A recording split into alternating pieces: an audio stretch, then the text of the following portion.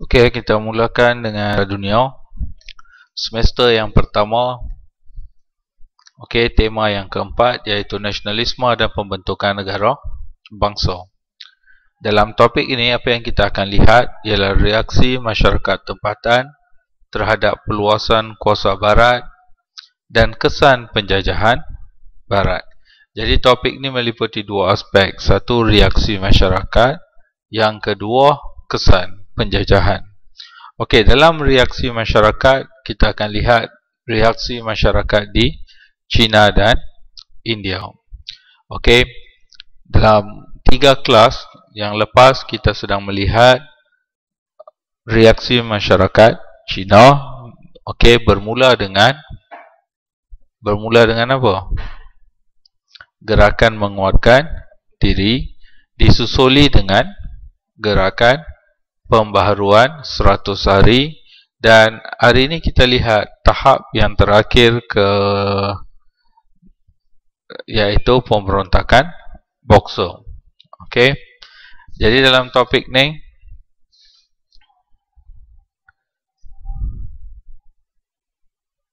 kita lihat apakah itu pemberontakan Boxer. Okey, berbanding dengan dua proses sebelum ini, iaitu gerakan menguatkan diri dan juga pembaruan 100 hari, di mana golongan nasionalis Cina ataupun sarjana Cina atau cerdik pandai Cina, apa yang mereka cuba buat ialah mengatasi kelemahan dalam negara mereka dengan memajukan dan membangunkan dan memperbaiki sistem politik ekonomi.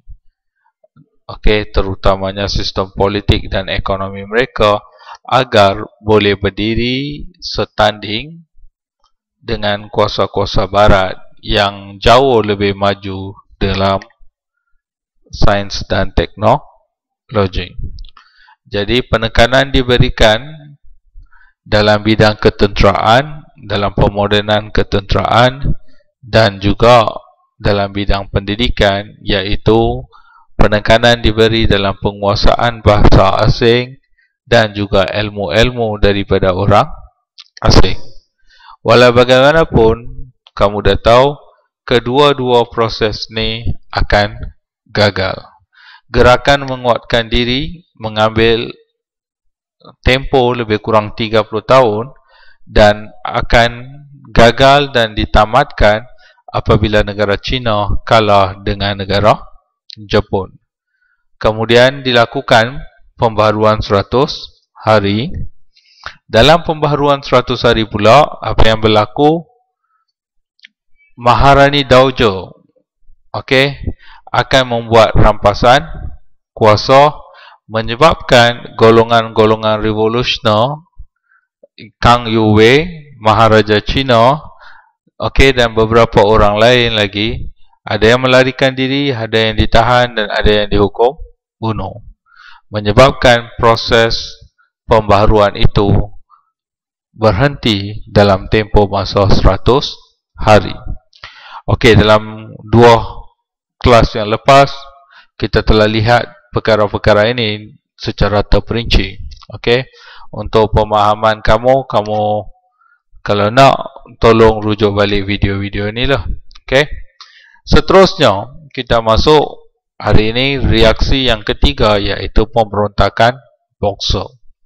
Beza sangat. Okey. Beza sangat dengan dua yang sebelum ini, iaitu Boxer adalah satu usaha secara terus menentang siapa? Kuasa-kuasa asing yang mendiami bumi Cina. Kenal apa tu Boxer? Kenal? Seluar tu jadi tahu. Boxer tu apa dia? Tinju. Dia tahu Boxer seluar je. Okey, Boxer ialah tinju. Okey, golongan ini orang putih panggilnya Boxer sebab anggota-anggota ataupun yang terlibat dalam pergerakan boxer ni menggunakan seni mempertahankan diri. Jadi bila mereka tengok boleh tumbuk dan sebagainya, orang putih pun panggil boxer. Okey, boleh faham? Okey, jadi kita lihat bincangkan sebab-sebab berlakunya kebangkitan boxer dan implikasi. Implikasi bermaksud kesannya ke atas negara China. Okey, kita lihat pendahuluan. Pendahuluan bila kamu tulis, kalau pendahuluan yang baik adalah kamu mengimbas kembali perkara yang kamu tahu lepas tu dalam konteks rumusan. Boleh faham? Memberi satu gambaran kepada pemeriksa bahawa kamu arif dalam topik yang kamu nak bincangkan. Okey. Jadi kamu lihat pemulihan 100 hari tahun 1898 boleh dianggap sebagai percubaan dari atas untuk memodernkan China. Dari atas maksudnya dari pentadbir kepada rakyat. Usaha-usaha itu telah gagal. Selepas itu sejarah China mencatat pula gerakan yang diinisiatifkan dari bawah. Selepas itu sahaja dalam sejarah negara China segala-galanya akan bermula dari bawah mengubah di atas sampailah revolusi China 1911 yang digerakkan dari bawah dan tamatlah sistem Maharaja China. Boleh faham? Kumpulan ini terdiri dari rakyat biasa. Okey, mereka menggabungkan diri dalam pertubuhan kongsi gelap yang dikenali sebagai Hai Ho Chuan. Boxer ini sebenarnya dalam bahasa Cina ialah Hai Ho Chuan. Okey, mereka mengamalkan sejenis seni mempertahankan diri yang digabungkan dengan amalan-amalan gaib. Ada mistik, magic dan sebagainya, sihir. Okey. Kedudukan ini menyebabkan orang-orang barat mengenali mereka sebagai The Boxer. Okey. Jadi apa nama sebenar kumpulan boxer dalam bahasa Cina? Hai Ho Chuan. Kenapa orang barat panggil boxer? Sebab mereka mengamalkan sejenis seni mempertahankan diri. Okey. Pemberontakan-pemberontakan boxer, okey, memulakan serangan mereka ke atas Shantung. Kemudian merebak ke Chichili dan seterusnya berkembang hingga ke Peking. Okey, matlamat asal atau slogan asal iaitu bertahun 1899, gerakan boxer ialah gulingkan kerajaan Manchu. Okey. Tetapi bila masa berubah, apa yang berlaku? Berlaku perubahan dalam hati mereka. Mereka mula merasakan simpati terhadap kerajaan Manchu. Mereka merasakan orang Manchu telah dicinakan. Okey. Kemudian mereka merasakan punca kepada penderitaan rakyat hari ini adalah disebabkan oleh kuasa-kuasa asing. Jadi slogan akan berubah kepada musnahkan orang-orang asing. Okey. Yang itu sedikit. Jadi cikgu kita lihat ayat yang penuh Excuse. Matlamat atau slogan asal 1899 gerakan The Boxer ialah gulingkan kerajaan Manchu, musnahkan orang-orang asing. Tetapi okey, dalam bahasa Inggeris, overthrow the Qing. Qing ialah kerajaan Manchu atau dinasti Qing. Okey, destroy the foreigners. Foreigners ialah orang-orang asing. Destroy ialah musnahkan. Kemudian slogan ini bertukar kepada sokong kerajaan Manchu dan musnahkan orang-orang asing, iaitu support the Qing destroy the foreigners. Boleh faham? Okey, faktor-faktor kenapa pemberontakan Boxer ini boleh muncul. Kemerosotan politik China di bawah kerajaan Manchu merupakan faktor yang mendorong gerakan ini. Okey, kedudukan negara China tidak pernah pulih sejak mengalami kekalahan di tangan Inggeris dalam Perang China-Inggeris tahun 1839 hingga tahun 1842. Okey, itu adalah titik permulaan kehancuran dinasti Manchu, ataupun titik bermulanya terkikisnya sistem Maharaja China. Okey, selepas daripada itu, kerajaan Manchu hanya mampu bertahan dan menerima satu demi satu kegagalan. Kegagalan yang paling hina adalah di tangan Jepun, iaitu negara jiran, di mana satu ketika dahulu Jepun menerima peradaban daripada orang Cina.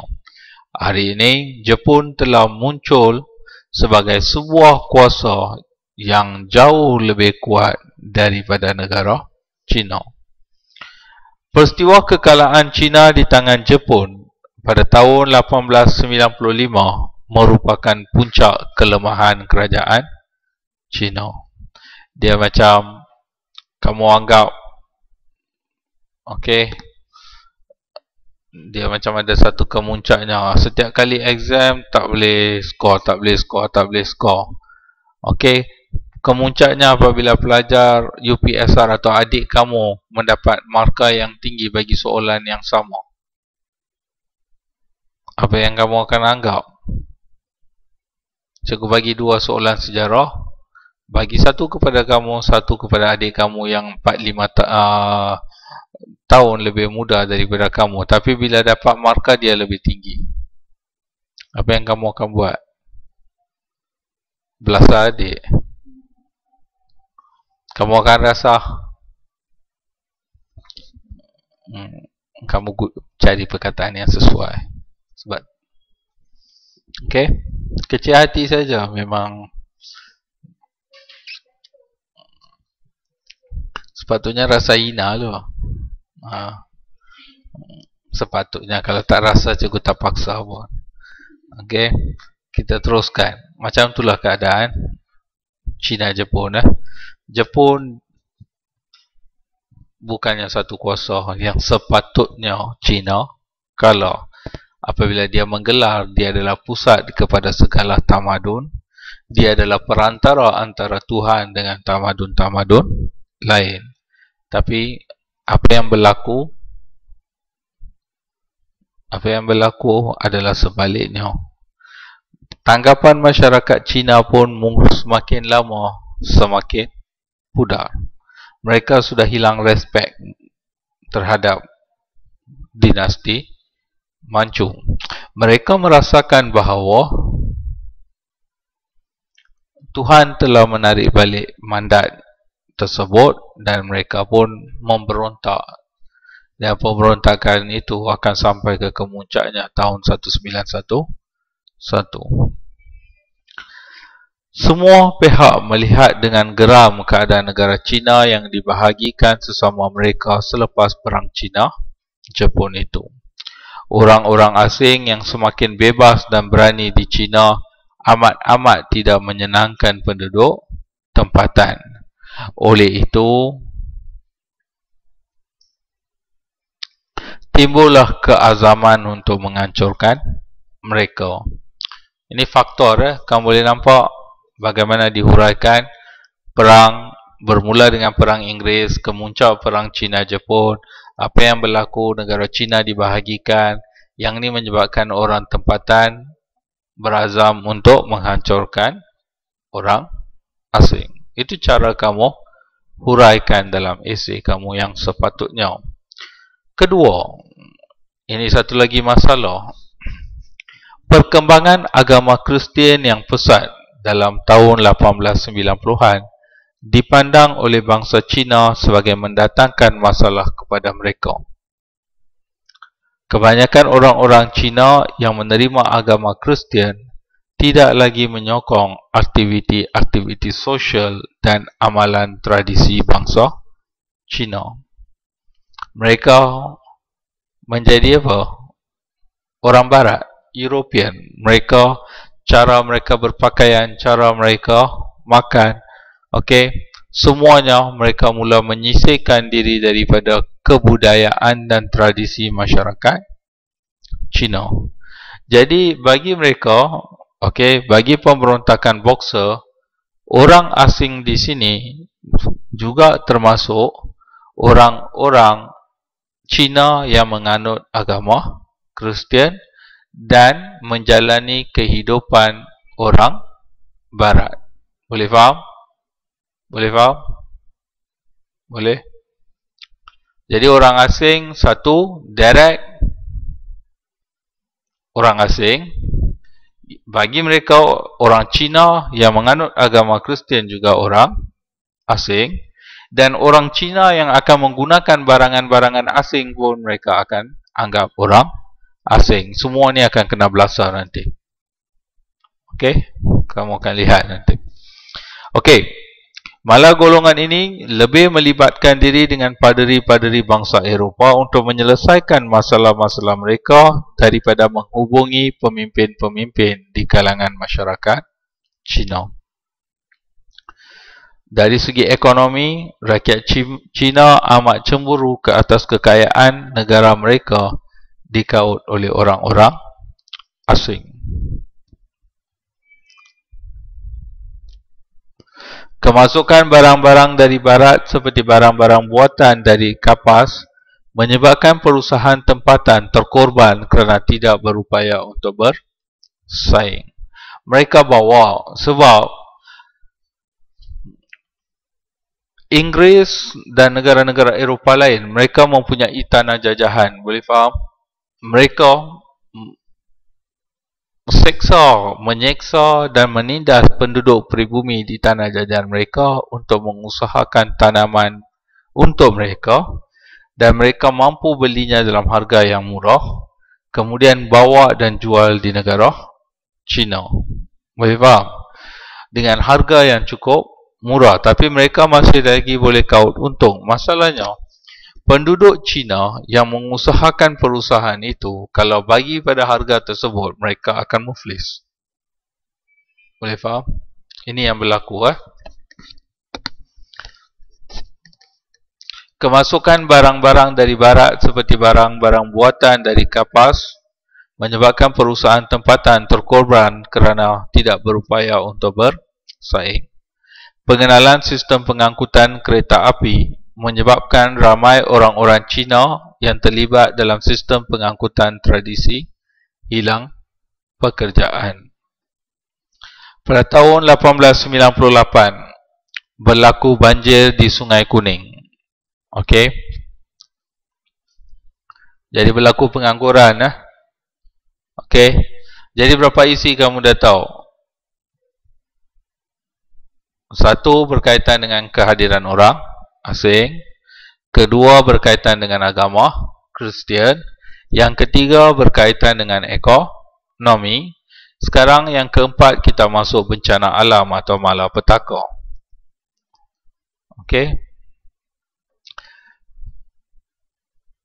Pada tahun 1898, berlaku banjir di Sungai Kuning. Akibatnya, berlaku kerosakan tanaman yang dahsyat di Shantung. Di bahagian utara China pula berlaku bencana alam kemarau. Satu tempat banjir, satu tempat kemarau. Akibatnya, ramai penduduk yang kebuluran. Masalah-masalah yang dihadapi dari segi ekonomi ini mendorong mereka untuk terlibat dalam pemberontakan oleh kerana terdesak dan terhimpit. Mereka percaya bahawa keadaan-keadaan sedemikian wujud kerana kelemahan kerajaan. Oleh itu, kerajaan mesti ditentang. Kamu dah tahu dalam tamadun Cina apa yang akan berlaku. Salah satu aspek ciri yang mengatakan bahawa Tuhan dah tarik balik mandat terhadap dinasti tersebut ialah bencana alam, betul? Kamu dah belajar di tingkatan 4 dalam sejarah dunia.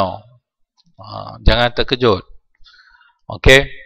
Jadi di sini bila berlaku banjir, berlaku kemarau, mereka rasa apa? Okey.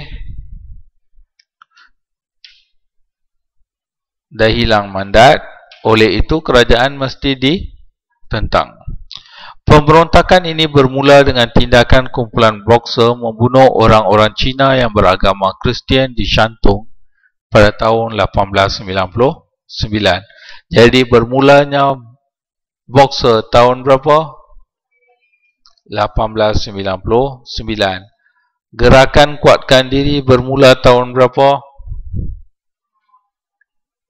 Pembaharuan 100 hari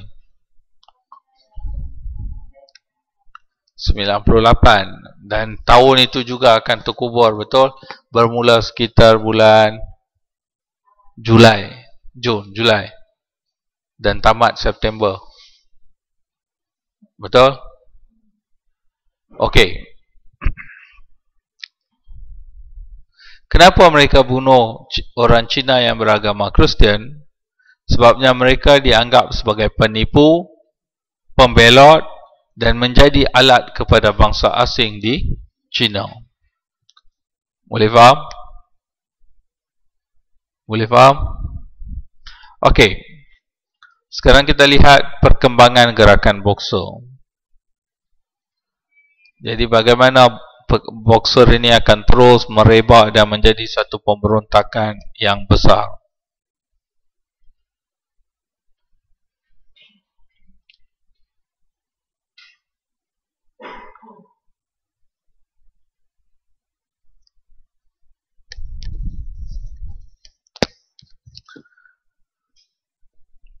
Okay. Tentera kerajaan telah bertindak. Mereka berjaya mengalahkan kumpulan pemberontakan yang anti-Manchu. Okay. Kekalahan puak anti-Manchu ini memberi kesempatan kepada golongan pro-Manchu, tetapi anti orang asing meneruskan pemberontakan. Okay. Golongan ini kemudiannya bekerjasama dengan golongan pegawai-pegawai kerajaan yang anti orang-orang asing. Ketika inilah slogan perjuangan bertukar kepada sokong kerajaan Manchu dan hancurkan atau musnahkan orang-orang asing. Jadi apa yang kamu perlu faham di sini? Bila pemberontakan bermula, mereka bunuh orang Kristian. Kerajaan Manchu bertindak menghapuskan golongan pemberontakan sebab perjuangan mereka pada peringkat awal musnahkan Manchu, hancurkan orang asing. Boleh faham? Jadi yang anti-Manchu semuanya kerajaan Manchu dapat musnahkan.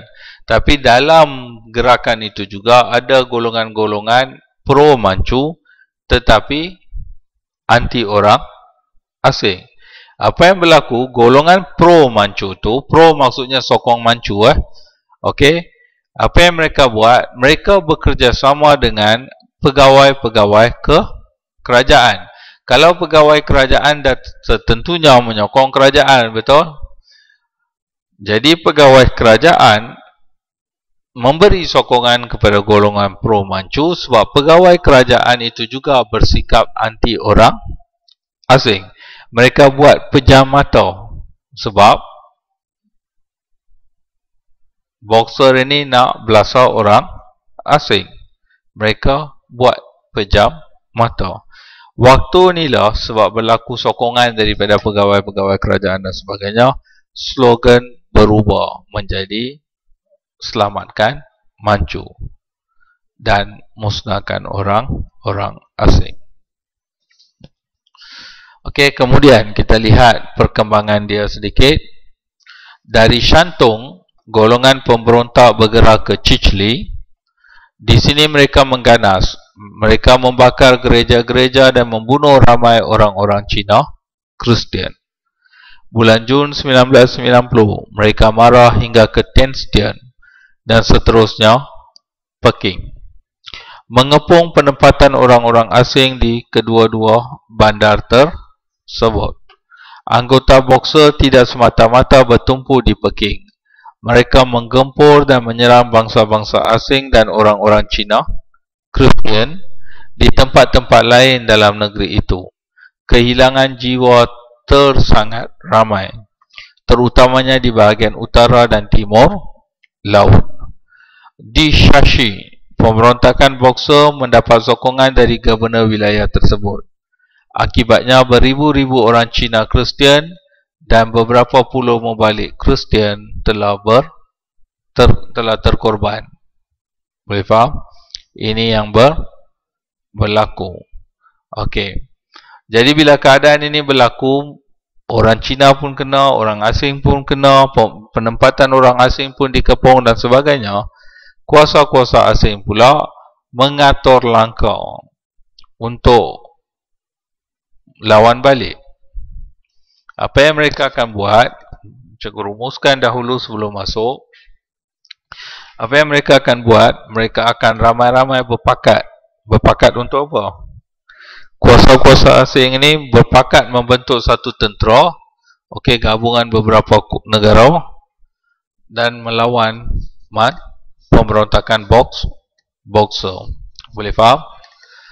Pengepungan terhadap pertempatan orang-orang asing Eropah di Peking pada bulan Jun 1900 itu mendorong kuasa-kuasa barat di China bertindak untuk menyelamatkan orang-orangnya. Kuasa-kuasa barat telah membentuk pasukan tentera campuran yang terdiri daripada 6 negara untuk menentang pemberontakan Boxer dan kerajaan China di Peking. Semakin ramai askar-askar digerahkan ke Peking. Okey. Pasukan tersebut kemudiannya berjaya menghadapi pemberontakan Boxer dan membebaskan pengepungan terhadap orang-orang mereka. Semakin ramai askar-askar dari tentera campuran itu membanjiri bahagian utara China.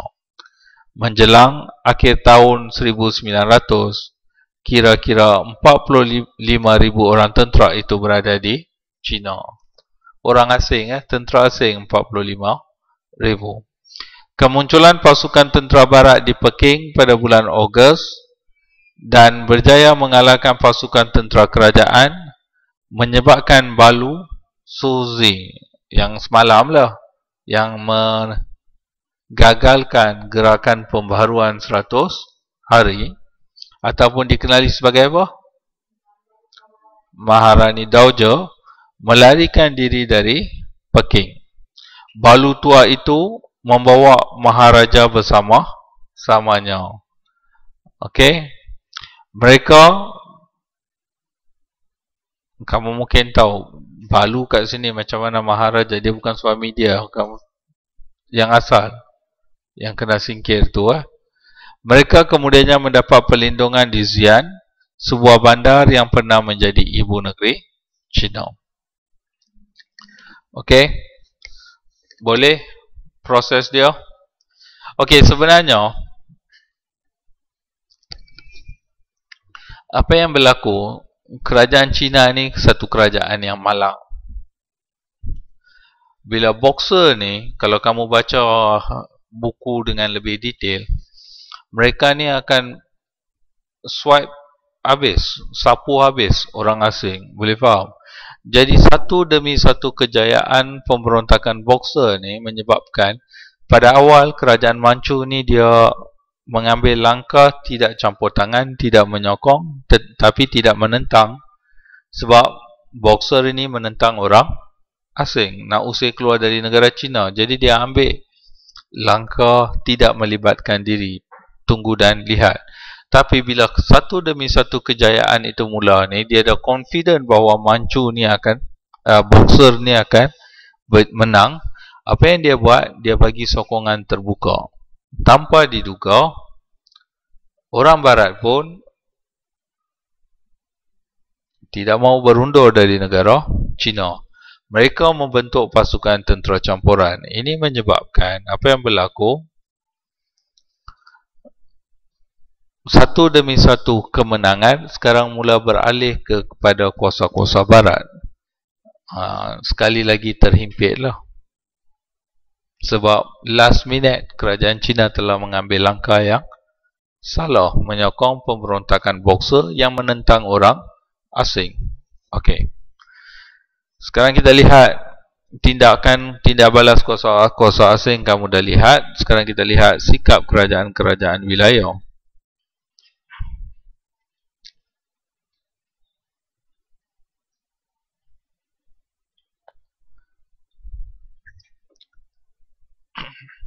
Beberapa buah kerajaan wilayah tidak menyertai pemberontakan Boxer. Walaupun pihak kerajaan Manchu telah mengisytiharkan menyokong gerakan Boxer dan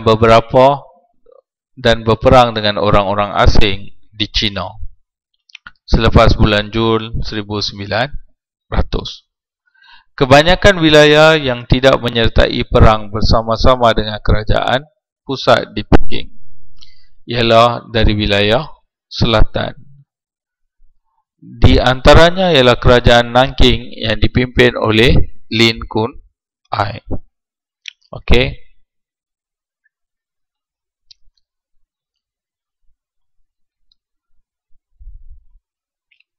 Kerajaan yang dipimpin oleh Cao Chi-tung dan kerajaan Shangtung yang dipimpin oleh Yuan Shikai. Okey. Ini adalah antara wilayah-wilayah atau gubernur-gubernur wilayah yang mengambil langkah tidak menyokong atau menyertai perang. Walaupun secara terus terang kerajaan Manchu atau kerajaan pusat memberi sokongan secara terbuka kepada pemberontakan Boxer. Pemimpin-pemimpin kerajaan wilayah tersebut bersetuju untuk tidak menyertai peperangan setelah mereka mendapat jaminan daripada pihak kuasa-kuasa barat yang mereka tidak akan menggerakkan pasukan tentera ke kawasan Yangtze. Li Huangchang, 77 tahun, telah dipersetujui untuk mewakili China dalam rundingan dengan pihak barat. Satu perjanjian telah ditandatangani pada 7 September 1901. Perjanjian itu dikenali sebagai Protokol Boxer. Sekali lagi negara China tewas, betul? Okey. Maharani dan Maharaja dah lari, jadi wakilnya Li Hongchuang, dan perjanjian damai itu kita kenali sebagai Protokol Boxer. Kita lihat apakah isi kandungan Protokol Boxer dan kesannya.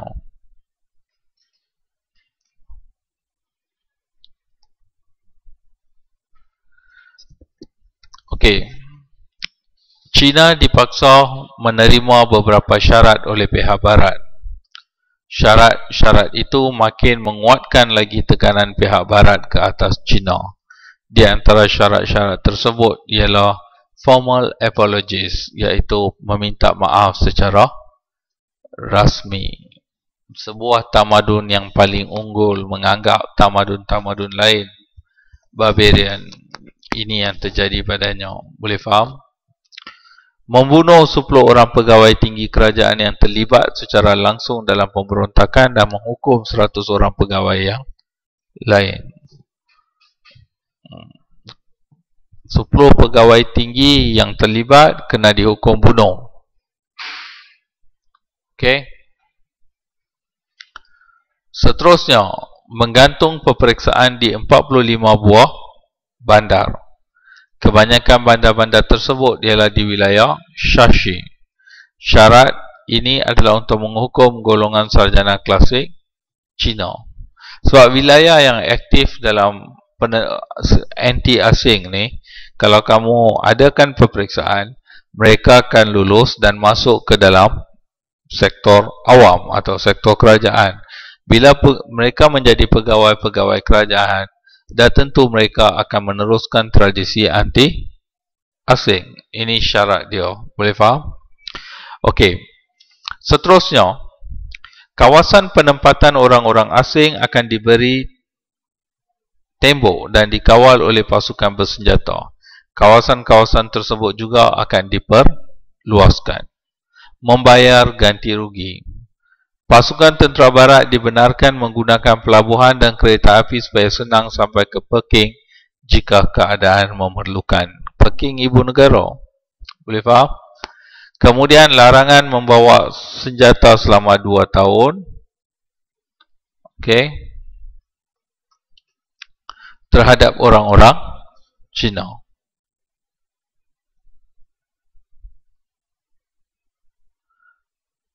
Dapat?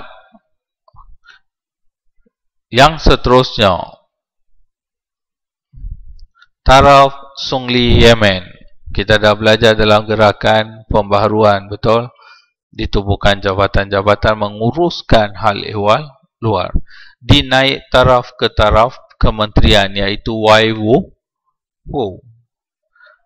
Okey, kementerian ini mesti diberi keutamaan daripada kementerian-kementerian lain. Perang Boxer tetap menjelaskan kelemahan Cina. Cina semakin hina apabila mereka terpaksa menghukum pegawai-pegawainya sendiri. Bersetuju untuk meminta maaf secara rasmi dan bersetuju untuk melarang rakyatnya dari membawa senjata untuk selama 2 tahun. Jadi siapa yang buat undang-undang untuk rakyat Cina sekarang ialah orang-orang asing. Itu keadaan dia. Cina juga seolah-olah menjadi sebuah negara taklukan Eropah selepas protokol Boxer. Atau lebih tepat menjadi semi terjajah. Okey, walaupun ada raja maharaja tetapi undang-undang dibuat oleh orang barat. Sikap orang-orang Eropah terhadap bangsa Cina makin bertambah sombong dan bongkak selepas persetiaan tersebut. Kapal perang dan dagang Eropah berulang-alik di sepanjang pantai negeri Cina dan lembah Yangtze. Ini merupakan satu tamparan maruah yang hebat daripada bangsa yang pernah agung itu. Dahulu kalau kamu belajar dalam 8 peraturan perdagangan, okey, apa yang dibuat orang barat kalau nak lawat negara Cina flower garden, mereka perlu menghadap ke belakang flower garden, dia tak boleh tengok depan. Macam tu peraturan dia. Mereka pecahkan satu demi satu. Okey. Rusia menggerakkan tenteranya ke Manchuria dengan alasan untuk melindungi warga negara mereka dan memulihkan ketenteraman. Sebab mereka takut. Mereka menjadikannya sebagai alasan akan terancam, rakyatnya akan terancam dengan golongan ini. Jadi dia bawa tenteranya. Tetapi niat sebenar kuasa itu ialah untuk menguasai Manchuria. Kalau tak silap cikgu, Manchuria ini hari ini dikenali sebagai, tak silap, Taiwan kot. Okey. Dalam jangka masa yang agak panjang, pemberontakan Boxer mengakibatkan peperangan secara langsung antara Rusia dengan Jepun, yang sebahagian besar dari peperangan itu berlaku di bumi Cina. Okey. Kamu tengok perang Rusia-Jepun, kamu pernah dengar faktor menaikkan semangat nasionalisme perang Jepun, Rusia, sebuah kuasa Asia kalahkan sebuah kuasa Eropah, betul? Betul? Walaupun perang itu berlaku di antara Rusia dengan Jepun, tetapi tempat berlaku perang itu adalah sebahagian besar di negara China.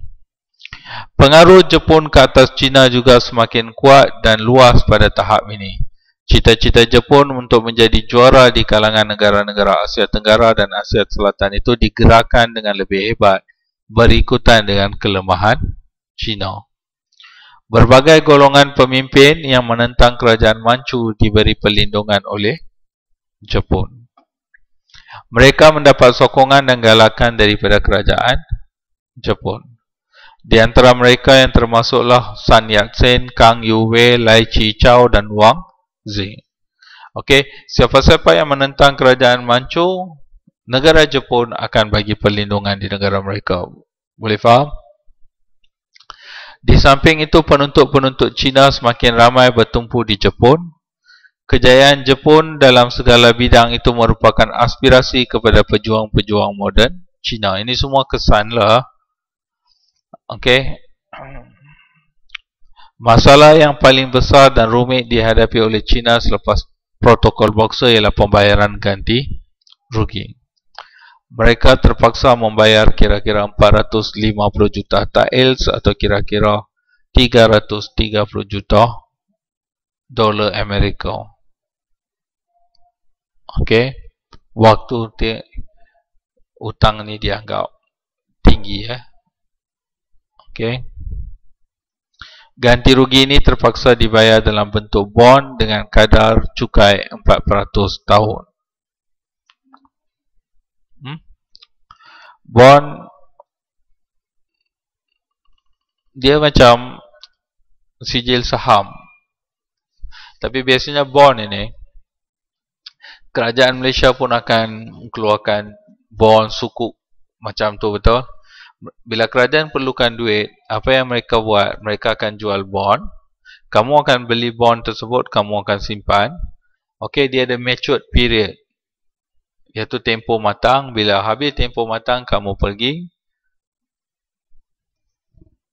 tuntut balik, kamu akan dapat sedikit interest. Boleh faham? Okey, jadi hutang ni disettle melalui bond. Maksudnya jumlah bond itu dia dah bagi, betul? Dengan pulangan 4%. Jadi kalau kerajaan Cina simpan bond itu, biarkan orang asing ni pegang, dah bagi tempoh yang lama, dia terpaksa bayar jumlah yang tinggi. 4% akan naik setiap tahun. Boleh faham? Jadi kemudian dia kena ambil balik semua bond tersebut. Okey? Boleh faham? Okey. Hutang tersebut meningkat kepada 739 juta apabila langsai dibayar pada tahun 1940. Selain daripada ganti rugi tersebut, China mempunyai banyak lagi hutang tertunggak. Misalnya ganti rugi perang China-Jepun 150 juta dolar Amerika. Kedudukan ini menyebabkan China semakin lemah dari segi ekonomi. Dari segi politik, kerajaan China bertambah lemah selepas Boxer mengikut Fairbank. The final decade of the Qing dynasty from 1901 to 1911 was less a period of collapse than a new beginnings. Jadi, bila pemberontakan Boxer ni tamat tahun 1901, dalam tempoh 10 tahun akan datang, apa yang ada adalah tempoh runtuhnya dinasti Manchu, bukannya tempoh munculnya satu era baru. Boleh faham? Sebab tahun 1911 kerajaan Manchu akan tamat. Balu Suzi dan penyokong-penyokong konservatifnya akhirnya sedar bahawa sikap mereka selama ini adalah tidak dapat dipertahankan. Oleh itu mereka cuba membuat beberapa program pemulihan. Malangnya segala-galanya telah terlambat. Ingat ayat ini, malangnya segala-galanya telah terlambat. Okey, pada masa ini pemimpin-pemimpin revolusioner yang memperjuangkan pengujudan atau kewujudan sebuah negara bercorak republik makin mendapat sokongan ramai. Waktu ni rakyat dah hilang harapan terhadap Manchu. Okey, mereka kata tak payah kerajaan beraja, kita wujudkan sebuah negara republik.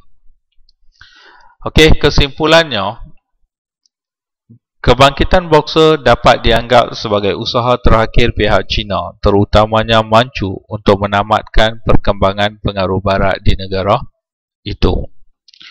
Ianya merupakan gerakan bercorak konservatif yang bukan sahaja menentang kewujudan kuasa-kuasa Eropah di China, tetapi juga menentang unsur-unsur moden yang mereka bawa di mana bertentangan dengan amalan-amalan tradisi Cina yang begitu kuat dipertahankan oleh kerajaan Manchu, terutamanya Balu Suzi.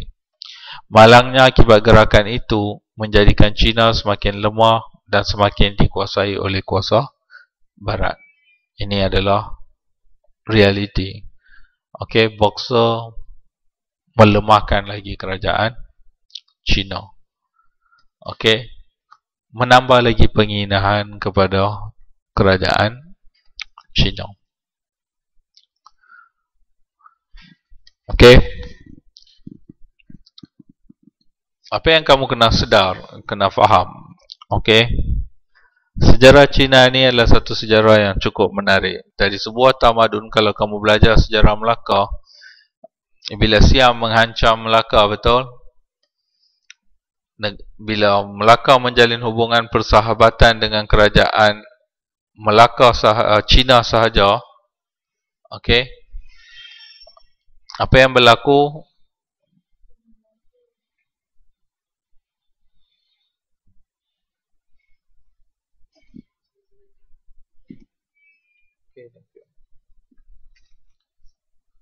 Apa yang berlaku? Siam tak berani serang Melaka, betul? Kemudiannya Cina tutup pintunya. Dia menganggap tamadunnya tinggi. Okey, keupayaan dia membina dan sebagainya. Kemudian orang Barat pula, sikap orang Barat satu saja dari dulu sampai sekarang. Kalau mereka nak, mereka akan gunakan apa jua taktik untuk mendapatkan. Mereka cuba, orang datang nak berdagang, mereka kata tak apalah, cari tempat lain. Mereka takkan buat macam tu. Mereka akan datang sedikit demi sedikit menghancurkan negara Cina. Okey, kegagalan Cina mengubah dirinya mengikut keadaan dan masa adalah salah satu faktor kepada perkara tersebut. Okey, bermula tahun 1836, orang Barat dah semakin confident terhadap negara Cina. Tapi tahun 1911, apa yang berlaku? Bila kerajaan Manchu digulingkan, semua kuasa-kuasa asing ini terpaksa gulung tikar. Habis cerita mereka. Sebab rakyat sudah merampas kuasa politik negara Cina. Kemudian negara Cina akan mengalami pergolakan lagi, akan alami dari sebuah negara, di antara negara demokrasi kepada negara komunis. Kemudian selepas itu dia mula mengubah dirinya, dan hari ini kamu dah nampak lah. Okey, hampir ke semua ekonomi mula dikuasainya. Okey, hampir ke semua barang dia lah yang menguasai pasaran dunia, dan dia terus sedang berkembang. Tapi tempoh masa sekali jatuh, kamu nak naik balik itu sangat penting. Okey, dari 1836 hingga tahun 1911, sebenarnya tahun 1940 politik dia tak stabil. Okey, satu jangka masa lebih kurang 100 tahun. Okey, Cina bergolak. Okey, ada sebarang soalan? Ada sebarang soalan?